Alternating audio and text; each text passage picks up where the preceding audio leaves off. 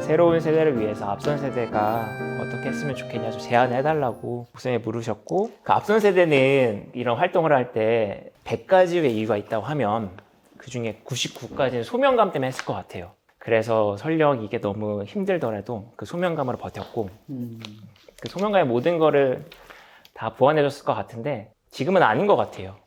어떤 사람은 10가지의 소명만 가지고도 할 수 있는 것 같고, 99의 소명을 가지고 왔다가 일을 하다가 소명감이 떨어져서 1반 남을 수도 있을 것 같아요. 그런 사람을 좀 인정해줬으면 좋겠다라는 생각이 있어요. 좀 일을 못하더라도 일을 그 사람이 일에 재능이 없고 활동할 수 기질이 없더라도 그냥 그 시간 좋은 가치를 배우고 간다라는 생각으로 봐주면 어떨까. 제가 얘기 들으면서 이 질문의 답은 그냥 조용히 가만히 있는 거. 꼰대짓 하지 말고 가만히 지켜보고, 앞선 세대가 젊은 세대를 도와주기를 바라는 마음조차 없다는 말이 참 뼈아프게 들렸어요. 아까 얘기했지만 첫 세대도 시대가 지금보다 훨씬 좋았어요. 그러니까 경제적으로 지금 더 부해졌지만, 선진국으로 격상됐지만, 사실 이런 개혁적인 일, 이런 거 하기는 그때가 더 형편이 좋았다고 생각이 들어요. 왜냐면 그때만 해도 자본주의의 그 경쟁 구도, 그리고 이런 것들이 지금처럼 치열하진 않았어요. 예를 들어서 민주화 운동 할 때도, 내가 71학번이잖아요. 그때 대학 시절에 데모 열심히 했어요. 4년 내내 데모여서 한 2개월밖에 못 다니고 휴교 이랬어요. 그러면 그렇게 4년을 살았어도요, 웬만한 대학 나오면 직장 생활에 그렇게 큰 위협을 느끼지 않았어요. 자기 생존의 위협을 느끼지 않았고요. 그리고 제가 뭐 개혁운동 할 때가 이제 80년대, 90년대, 그리고 2000년대, 90년대 후반에 기훈실에서 일했고, 2000년대 초반에 개혁연대에서 일하기 시작했는데, 그때만 해도 우리 앞장선 그 리더들은 자기 직업이 다 있었어요. 그래서 이게 무슨 생계수단이고 이런 게 아니었던 거고, 그리고 어떻게든지 간사들은 하여튼 최선을 다해서 잘 도와야 된다는 마음은 있었지만, 사실 역부족일 때가 참 많았어요. 근데 지금은 훨씬 더 형편이 더 어려워진 것 같아요. 요즘 제가 드는 생각이, 참 실수 많았는데, 좀 잘못한 것도 많았는데, 하나님이 나를 정말 그럼에도 불구하고 믿어주고 여기까지 사용해 주셨구나 하는 생각이 참 많이 들거든요. 그렇기 때문에 저 자신도 그랬기 때문에 아까 그 말이 당연히 그런다고 생각을 해요. 당연히. 더구나 젊은 세대인데. 마음 하나만 가지고도 귀하게 봐야 되고, 실수하는 거에 대해서 너무 그렇게 야박하게 평가하고, 넌 아니야, 이런 식으로 해서는 안 된다 하는 생각, 정말 좋은 말이라고 생각해요. 더군다나 지금은 이런 일에 관심을 갖는 이들이 갈수록 줄어드는데, 그런 상황인데, 그런 마음을 갖고 있다는 것 하나만으로도 정말 소중히 생각하고, 잘 함께 동역하고, 함께 같이 걸어나가면서 키워나가는 그런 과정을 거쳐야 되지 않을까 하는 생각을 해봅니다. 오늘 한국교회 및 한국사회의 가장 심각한 문제가 무엇이라고 생각하고인지 알고 싶습니다 라고 목사님이 좀 질문하셨는데, 청년 세대들이 이 사회나 기성세대를 계속해서 불신할 수밖에 없게 되고, 이제 혼자서 생존해야 한다라는 의식이 더 강해지는 사회가 되어 가는 건 아닐까? 네, 이게 이제 이태원 참사 이후에 더 좀 고민이 많아졌는데, 사실 그전에도 고민을 하고 있던 부분이고, 기훈실에서 2020년 이제 코로나 시작할 때부터 심리 상담하고 재무 상담하는 상담소를 운영을 하면서 청년들을 많이 만나고 있는데, 그 청년들이 이제 교회 다니는 청년들인데 자기의 심리 상태나 재무 상태에 대해서 교회의 말을 못 하고 이제 저희 익명으로 이제 저희 상담소에 와서 상담을 하고 가면서 그나마 좀 위안을 얻고 혹은 실제적인 도움을 받고 돌아가는 경우들을 보면서 그 이야기를 많이 듣거든요. 교회를 다 다니는 사람들이고 신앙이 있는 사람들인데 왜 그 공동체에서 이야기를 못 할까? 혹은 왜 어디에서 이걸 얘기할 수가 없을까? 청년들에게 있는 어떤 불안이나 두려움, 공포, 사회에 대한 공포 혹은 공동체에 대한 두려움, 판단받을까봐 혹은 내가 잘 살아가지 못할까봐 하는 그런 것들을 어떻게 우리 사회가 혹은 우리 교회 공동체가 치유할 수 있는데 기여할 수 있을까? 좀 이런 게 잘 모르겠더라고요. 네. 코로나도 3년을 지나오면서 고립됐지만 또 한편으로는 외롭고 싶지는 않은 그 청년들의 또 이중적인 마음들이 있잖아요. 그 독립적이지만 고립되고 싶지 않은 그런 것들을 어떻게 잘 해소하는 데 기여할 수 있을까가 저는 좀 관심사이기도 하고 문제이지 않을까 하는 생각하고 그래요. 있습니다. 실질적인 문제에 대한 고민을 같이 안 해준다는 거죠, 교회가. 네, 네. 저도 비슷한 생각을 하는데요. 한국 사회뿐만이 아니라 그냥 세계적으로도 그 어떤 극단주의화 되는 부분들이 문제가 되고 있잖아요. 많은 부분에서. 근데 그런 것들이 교회 내에서도 동일하게 일어나고 있고, 그러니까 종교적으로도 그렇지만, 어떤 교회 내에서, 어떤 종교 내에서도 이제 뭐 정치적인 성향이나 이런 부분도 이제 같이 극단화되는 부분들이 있는데, 그것과 더해서 지금 뭐 코로나 사태나 뭐 이런 것들로 더 가시화된 것들이 뭐 단절되는 일, 파편화되는 일들이 되게 많이 일어났잖아요. 그래서 개개인들이 고립감을 느끼고 그것들을 공동체가 해소해주지 못하기 때문에 그것들을 찾아가는 곳들이 극단주의적인 성향을 띠는 곳들. 그래서 이제 그 안에서 소속감을 느끼게 하는 부분들이 이제 크게 문제가 되기도 하고 원인이 되기도 하고 이렇게 다양한 양상이 있는 것 같은데 그리스도교 공동체 내에서 해줄 수 있는 부분들 그리고 해줘야 하는 부분들이 되게 많았었구나를 되게 나중에 깨달았어요. 근데 왜 우리 교회는 그걸 못 해주고 있지? 왜 이런 이야기들을 내가 지금 재정적으로 너무 어려운데 이 이야기를 왜 청년부 안에서 못 하고 있지? 왜 우리 가정사가 너무 힘들어서 내가 지금 병원에 상담을 다니고 싶은데 이걸 내가 왜 병원을 가야 되지? 내가 왜 돈을 주고 보험을 이렇게 들어야 되는 거지? 그러니까 이게 보니까 교회가 다 외주를 주는 거더라고요, 사회에. 그래서 누군가가 이제 그 표현을 쓰더라고요. 근데 그게 너무 적확한 말이라고 생각했어요. 교회가 사회에 외주를 준다. 교회가 해야 되는 일들을 다 외주화한다.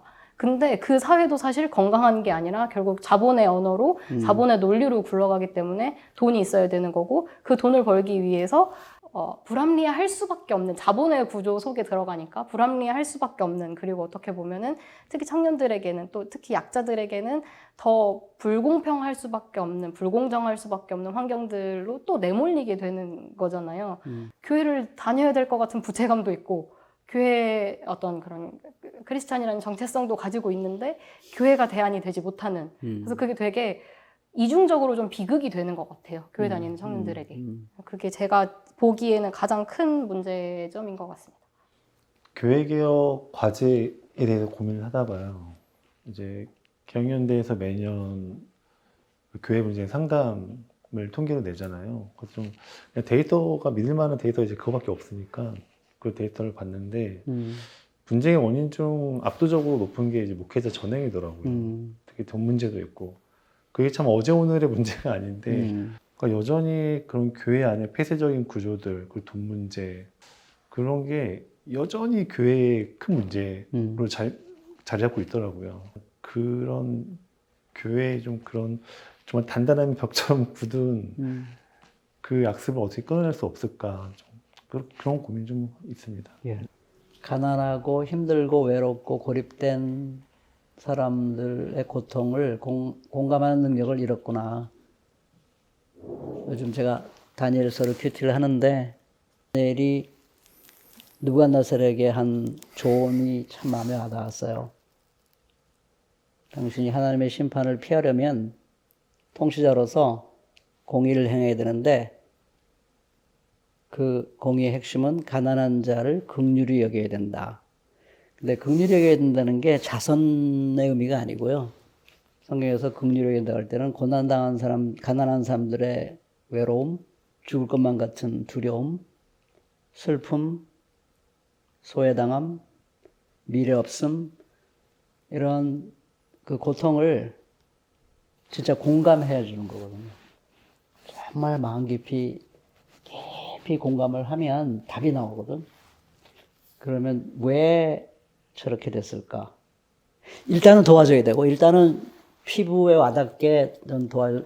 처음은 공감이고, 같이 울어주고, 아파해주고, 그 다음에 실질적인 필요를 채워주고, 그 다음에 세 번째는 왜 저렇게 가난으로, 고독으로, 자기 문제는 자기만이 해결할 수밖에 없는 그런 지경으로 내몰렸는가? 누가 내몰고 있는가? 세상이 도대체 어떻게 제도화됐길래 그런 처지에 있게 됐는가 하는 근원적인 문제를 따지고 들어가면 이 세상을 뒤집어 엎어야 된다는 그런 강렬한 의지를 갖게 되거든요. 저는 그게 긍휼이라고 생각해요. 한국교회가 긍휼을 이뤘어요. 교회가 이름만 하나님을 얘기하지 만물을 섬기고 진짜 야훼 하나님은 긍휼의 하나님이거든요. 근데 그 하나님이 언제부턴가 한국교회에서 하나님이라는 말은 난무한데 그 하나님은 안 계신 것 같아. 오늘의 청년 세대가 그 초대교회의 경우처럼 그 교회와 기독교의 호감을 갖게 하려면 좀 어떤 노력이 있어야 될까 그런 질문을 해주셨어요. 제가 생각했을 때는 지금 청년 세대가 겪는 가장 큰 아픔과 고민은 빈곤의 문제가 아닌가 그렇게 생각을 했어요. 또 빈곤이라고 하면 보통 이렇게 개인적인 문제로 많이 좀 생각을 하는 것 같아요. 특정 계층을 생각하거나. 근데 제가 생각했을 때는 지금 청년의 다수가 빈곤 상황에 있는 게 아닌가 그런 생각이 좀 들었었고요. 이제 청년들의 삶을 보면 이렇게 고등학교까지 생존이 걸린 좀 입시 경쟁하고 대학하면 대학 등록금 서울살이 하고 또 취업 준비하고 그렇게 또 취업하면은 또 이제 학자금 갚아야 되고 또 직장 권위주의적인 문화랑 그런 생활을 하면서 이제 뭐 M4 세대라고 할 정도로 이제 모든 것을 포기할 수밖에 없는 좀 상황에 처해 있는 게 아닌가. 그래서 이제 오늘날 청년 고독사가 증가한다라고 할 정도로 정말 이 아주 어려운 좀 상황에 있는 게 아닌가 그런 생각이 들었고요. 그렇기 때문에 이 청년의 삶에 이 사회 불평등 문제가 좀 다 들어있는 것 같아요. 부채 문제, 주거 문제, 교육 문제, 일자리 문제, 물가 문제, 정신건강에 기후위기까지 지금 다 있는 상황에서 아까 그 현아님도 말씀해 주셨는데 이제 정부나 사회가 이렇게 해주는 거 없이 각자 도생으로 알아서 살아남아라 이렇게 얘기를 하고 있으니까 좀 이 청년들의 빈곤 문제가 좀 심각하다라는 생각이 듭니다.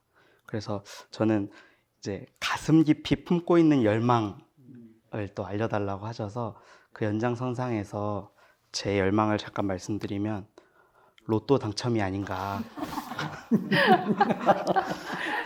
요즘 청년의 마음을 대변해 준 거지. 일반 보통 청년의 가슴 깊은 열망을 내서 공감하는 거지. 공감을. 저도 공감해요. 네. 정말 공감해요. 전 교육의 운동 할 때도 그런 느낌 가질 때가 있었어요. 이거 로또라도 하나 당첨돼야 이 가난한 시민단체 문제가 한 방에 해결될 텐데 뭐 이런 생각. 네. 그래서 이런 좀 빈곤의 위협 속에서 청년들이 비트코인, 주식 이런 것도 사실 그 로또랑 마찬가지로 이걸 좀 극복해보고자 하는 시도가 아닌가라는 생각이 들어요. 그냥 뭐 이렇게 투자하다, 뭐 다 영끌이다 이렇게 좀 약간 매도하는 면이 있는데 저는 좀 빈곤의 문제가 뒤에 있지 않나라는 생각을 해봤습니다. 고통의 청년화 같은 느낌이 있네. 고통이 청년들이 어떤 면에서 제일 사회적 약자잖아요. 지금 보기엔 제가 그래요. 지금 대다수의 청년, 인류 뭐 이준석류의 그런 청년들 말고 대다수의 청년들은 정말 그런 것 같아. 그 말이 정말 실감이 나요. 제 마음에도. 그런 불안이나 공포를 이용하는 정치가 되게 나쁜 정치인데 사실 이번 대선에서 그런 양상들이 되게 많이 나타났잖아요. 정책도 그렇고 그냥 질러버리는 정책, 누구의 환심을 사거나 누구의 불안을 이용하는 정책 발표, 정치를 했던 것이 청년들이 정치에 대한 효능감을 느끼지 못하게 하고 더 냉소하게 하는 사이클로 계속 가고 있는 건 아닌가 이런 생각도 들게 되고. 제가 좀 슬픈 것 중에 하나가 강자동일 씨, 이준석 현상이 이제 그런 거거든요. 그러니까 오갈 데 없는 청년들이 착각을 하는 거예요. 이준석 같은 그런 스타일의 공정, 경쟁만 공정해지면 누구나 다 성공할 수 있어 하는 그런 거짓된 논리에 많은 청년들이 혹하는 거. 그러면 굉장히 무서운 세상이 돼요. 제가 보기에는. 그게 소수에게만 답이잖아요. 대다수에게는 일종의 신기루 같은 건데 사람들이 신기루에 빠져서 그런 사람을 지지하는 것은 대다수의 청년들을 더 나락으로 몰아가는 세상이 되는 건데 그게 저도 참 마음이 아파요. 청년들이 그런데 넘어가지 않고 이 세상을 어떻게 바꿀 수 있을까? 여기에 좀 어떻게 그 열정을 가질 수 있도록 어떻게 뭘 할 수 있을까? 뭐 이런 생각 고민을 늘 해요. 저 개인적으로는. 이거는 질문이 될 수도 있는데 저는 좀 그런 생각도 해봐요. 지금 청년이 너무 많은 것 같아요. 인구가. 왜냐하면 지금 청년들이 베이비붐 세대의 자녀들인데 그 베이비붐 세대 자녀들이 최소 2명은 낳았었고 그 인구가 여전히 있으니까 한국 사회의 모든 분야에서 다 경쟁을 해야 될 수밖에 없는 시대인 것 같아요. 그래서 시간이 지나면 한 10년이나 20년 지나면 자연스럽게 이 문제가 해결될 수 있을까? 좀 목사님은 어떻게 생각하는지 좀 궁금해요, 개인적으로. 저는 인구 문제도 있다고 생각을 하거든요. 너무 인구가 과잉이어서. 제가 아는 경제학 지식으로는 자본주의 사회가 존속하는 한 과잉 인구는 항상 존속하게 돼 있어요. 왜 그러냐면 자본의 이윤을 극대화하려면 임금을 낮춰야 되는데 임금을 낮추려면 소위 산업 예비군이 항상 있어야 돼요. 그러니까 말하자면 직장을 갖고 싶은데 직장을 갖지 못하는 사람이 많이 있어야 싸게 임금을 매겨서 사람을 고용할 수가 있어요. 그렇기 때문에 전체 인구가 커지든 작든 자본주의는 끊임없이 과잉 인구를 만들어내요. 자동화가 그런 거거든요. 그래서 될 수 있는 대로 사람을 고용하지 않고도 자기 일을 생산 활동을 할 수 있도록 만들어야 돼요. 그래야 과잉 인구가 생겨요. 그러면 임금을 낮춰서 고용할 수가 있거든요. 그건 자본주의가 살아남기 위해서 어쩔 수 없이 그렇게 할 수밖에 없어요. 그러니까 인구가 줄어든다고 해서 그 문제가 해결되지는 않아요. 문제는 자본주의의 이 시스템이 획기적으로 변혁되지 않은 한 그 문제는 저는 계속 갈 거라 생각해요. 뭐 약간 상대적인 차이는 있을 수 있겠으나 과잉 인구의 문제는 숫자 자체가 많아서라기보다도 자본주의의 생리예요. 페이스북 12,000명인가를 해고를 했더니 주식이 5.2% 올라갔어요. 환호한 거예요. 그게 자본주의 생리예요. 12,000명이 과잉 인구가 된 거잖아요. 그렇죠? 그렇게 하지 않고는 자본주의가 생존을 못해요. 저는 그 기사를 보면서 정말 소름이 끼쳤어요. 주가가 올라간다는 게 무섭지 않아요? 12,000명을 짜줬는데 주가가 5.2% 팍 올라가. 이 무서운 세상에 우리가 살고 있어요. 미국이 그렇고 미국을 가장 뒷쫓을 뿐만 아니라 더 빨리 가는 나라가 우리나라예요. 그런 면에서. 그러니까 우리가 무시무시한 나라에 살고 있는 거예요, 지금. 그러니까 청년들이 얼마나 무섭겠어요, 지금. 여러분들의 말을 들으니까 이 세상을 뒤집어 먹고 싶어요.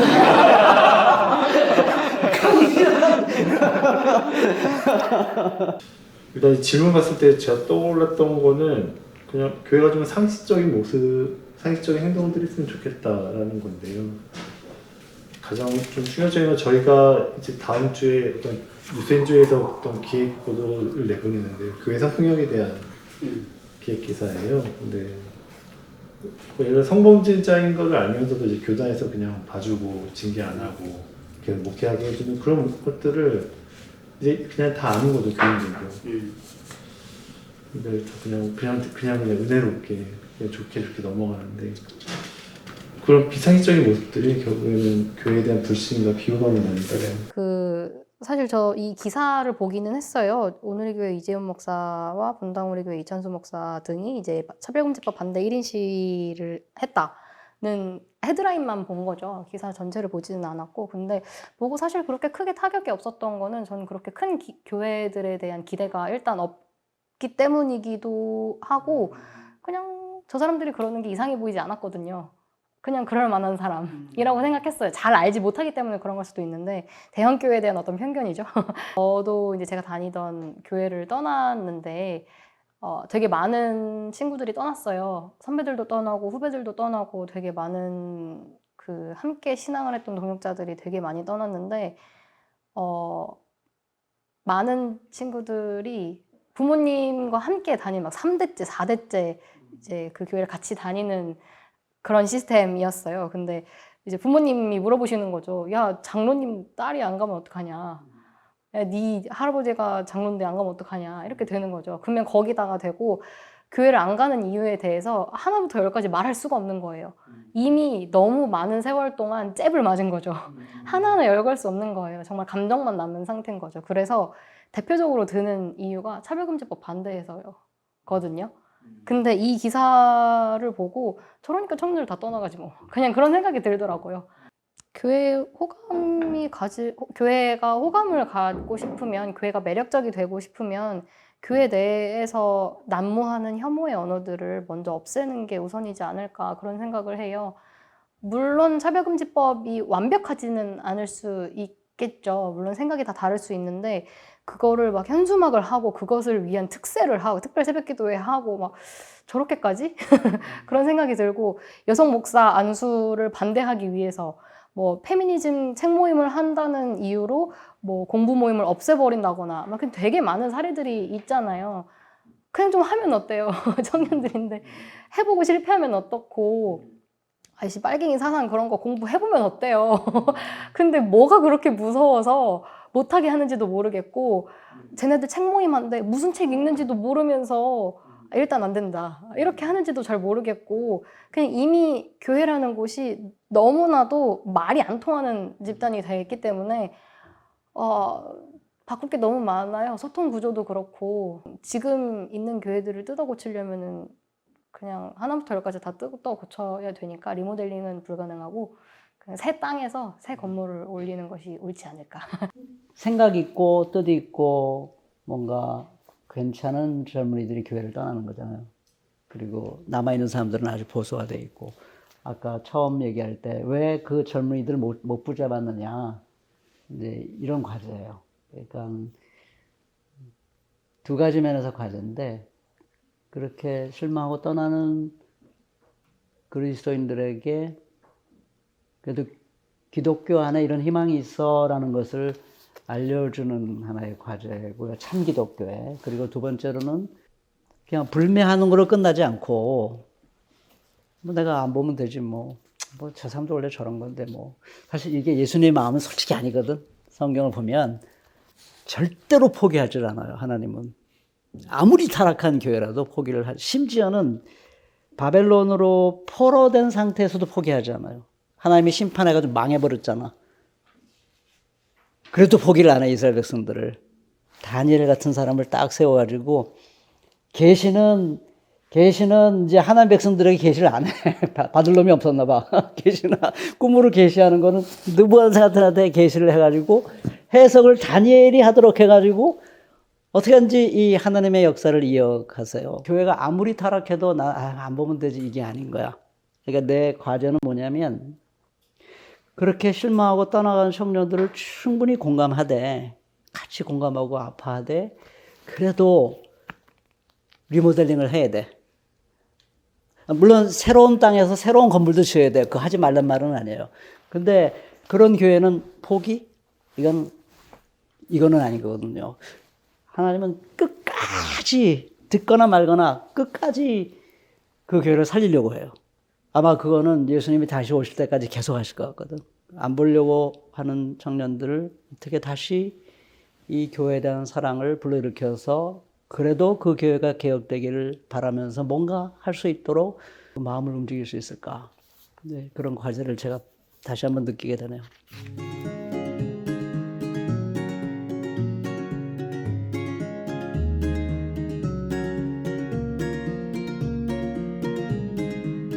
이재훈 목사님은 제가 알기로는 한국 로잔 언약의 대표인 걸로 알고 있어요. 예, 그 로잔 언약이라는 거는 복음주의에서 사회개혁 운동을 해내는 것을 최초로 공식화한 그게 로잔 언약이에요. 여기 보면은 어떤 성소수자들에 대해서 혐오적인 발언을 하는 걸 금지하고 있거든요. 근데 이재훈 목사님이 한국 대표인데 상당히 그 차별금지법은 그거 연결돼 있는데 그걸 반대하는 그런 데 일시를 나섰고, 이찬수 목사님은 대형교회 목사 중에서는 그래도 상당히 존중받는 분이에요. 반대 1인 시위에 나왔어. 누가 그러더라고. 1인 시위는 힘없는 사람이 하는 건데 최후의 수단으로. 여기 이찬수 목사님은 대형교회 잘 나가시는 기득권 목사들인데 약자들의 무기까지 뺏어갔네? 이런 느낌. 전 솔직히 그런 느낌이 들었는데, 나 개인적으로 우리 요즘 청년들은 거기에 대해서 어떻게 느끼고 있을까? 네, 저도 그 두 분이 1인시 나온 영상을 보고 좀 깜짝 놀랐는데요. 왜 갑자기 지금 좀 그런 생각이 들었는데, 그러니까 그런 비유를 많이 썼어요. 우리가 뭐 교회 많이 비판하고 그러긴 하지만 다 버릴 수는 없지 않느냐. 그나마 좀 가능성 있는 차세대 리더들을 우리가 잘 끌고 나가야 된다고 해서 그나마 괜찮게 봤던 인식이 저한테는 있었거든요. 근데 왜 반대하는지 어쨌든 그 인터뷰를 자세히 봤어요. 들어보니까 크게 표현의 자유가 업될 것을 우려하더라고요. 그러면 이찬수 목사는 다음 세대 이야기를 하고요. 아이들의 성 정체성에 대해서 혼란을 겪을 거라고. 이분들이 저희 기사를 잘 안 봤구나 하는 생각이 들었고요. 저희가 그 차별금지법에 대한 잘못된 그런 약간 루머? 사실이 아닌 과장된 부분에 대해서 많이 반박하는 기사를 썼는데, 여전히 좀 일부 극단적인 사례들, 뭐 동성애 반대하면 감옥 간다. 어쨌든 간에 이제 그렇게 반대를 이야기하시고, 이찬수 목사님 같은 경우에는 그 교회에서 비슷한 사건이 있었잖아요. 부목사가 반동성의 진영에 좀 너무 과격한 방식에 대해서 뭐라 하니까 엄청난 공격을 받고, 그래서 결국 부목사가 사임하고 이찬수 목사도 여러 차례 사과문을 올렸는데요. 저는 그런 일을 겪으면은 좀 이찬수 목사님은 약간 좀 합리적으로 생각해서 저쪽은 좀 뭔가 대화가 좀 안 되고 너무 좀 과격하게 나가는구나. 좀 이 스탠스를 잘 유지를 할 줄 알았는데요. 오히려 꺾여서 이렇게 가시더라고요. 어쨌든 영향력 있고 나름 합리적이라고 불리는 분들이 그런 식으로 보이니까 좀 되게 어처구니 없었죠. 예, 이게 제 아픔이에요. 조국 사태 이후로 비교적 한국 교회나 사회가 바른 방향으로 나가기를 간절히 바라는 사람들이 두 그룹으로 완전히 나눠졌어요. 그래갖고 반개혁 세력을 미워하는 것보다 개혁적인 그룹 내에 서로 나누어진 서로에 대한 불신과 미움이 더 큰 거 아닌가? 이런 느낌이 들 정도로 마음이 좀 아파요. 그런 문제가 참 어떻게 풀어야 될지 저도 참 난감할 때가 참 많거든요. 각 교회마다 깨졌어요. 단체도 다 깨졌어요. 그래서 이게 좀 우리 여러분 청년들의 지혜도 좀 얻고 싶어요. 어떻게 이걸 풀어나가야 될 수 있을지, 풀어나갈 수 있을지. 근데 지금 생각해보니까 그냥 제가 뭐 조국 사태에 대한 뭐 진실 공방 이런 걸 얘기할 건 아니고, 그냥 그 말씀하신 그 사태 이후의 반응이나 갈등에 대해서 고민해 봤을 때 사실 조국 사태도 그렇고 뭐 박원순 시장 때도 그랬고, 맞아요. 이어지죠, 이렇게 다. 네, 최근 이제 그 이재명에 대한 관점도 그렇고, 각자가 가지고 있는 소명이 다르다는 거를 서로 인정할 필요가 있는데, 그 어떤 우선순위라든지 서로의 소명에 대해서 내가 맞다라고 주장하는 태도에 대한 아쉬움이 좀 있는 것 같고, 예를 들면 저 같은 경우는 뭐 이렇게 지난 대선 얘기를 해보면 윤석열이 아닌 건 알겠는데 그렇다고 왜 이재명이야? 라고 했을 때 설득이 잘 안 됐었거든요. 우리가 계속 활동해왔던 내용들이라든지 추구하는 가치를 봤을 때는 다른 선택지들도 있는데 왜 우리가 우리의 활동이나 가치에 따라서 선택하지 않고 어떤 명분이나 좀 이런 것에 따라서 우리가 선택할 수밖에 없는 것인가 라고 했을 때 대답을 잘 듣지 못했던 것 같아요. 어른들이나 아니면 그쪽 진영에 계신 분들에게. 그런 걸 질문했을 때도 그걸 이해하지 못하는 청년 세대나 그런 다른 입장을 가진 사람들을 이렇게 잘 또 포용하지 못했던 태도들. 좀 그런 것들이 좀 아쉬웠다. 뭐 어떻게 이걸 해소할 수 있을지는 사실 누구도 대답하기가 어려울 수 있는데 좀 각자의 소명과 각자의 자리들을 좀 존중하는 태도, 그리고 우리가 같이 외쳐왔던 가치나 활동들을 좀 기억하면서 존중하는 태도, 이런 네, 이야기밖에 할 수 없지만 네, 그런 생각이 들었던 것 같습니다. 일단 잘 상대를 이해하고 경청하면서부터 뭔가 실마리가 내 입장만 강요하는 게 아니라 잘 듣고 경청하는 데부터 시작되지 않을까.